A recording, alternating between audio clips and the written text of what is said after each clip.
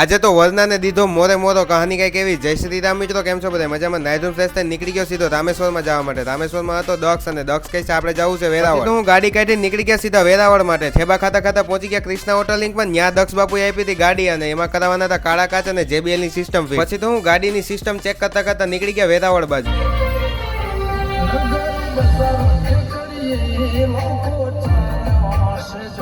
પહોંચી ગયા વેરાવળમાં અને અમે આવી ગયા સીધા સોમનાથ ફરસાણમાં. અમારે અહીંયાથી લઈ જવાના હતા ગુલાબજાંબુ અને થાબડી. તો પછી વારાફરતી વારા ચડાવી દીધા બધા બોક્સ અને કરી નાખી સીટ ફોલ્ડ. ટન 2 ટન વજન ઉપાડીને નીકળી ગયા સીધા ખોરાસા જવા માટે.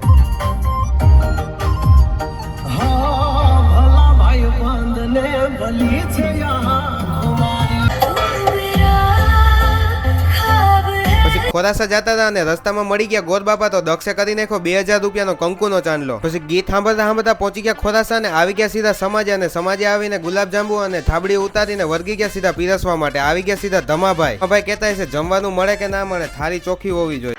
ખાવા જાવો છો? બંધ કરો બધાય, છેલ્લે સુધી ભાઈ થાળીનું ટેબલ બંધ કરી દો. બલૂન ઉડશે પછી ગોંડલના ગાંઠિયા મળશે. મરચા એક જ વાર.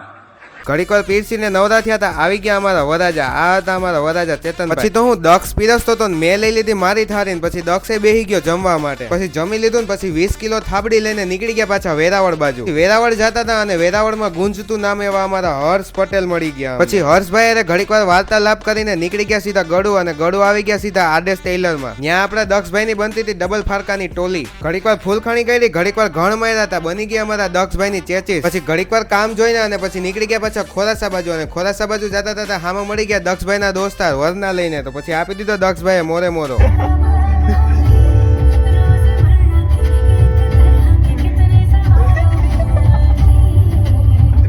ભાઈ તમે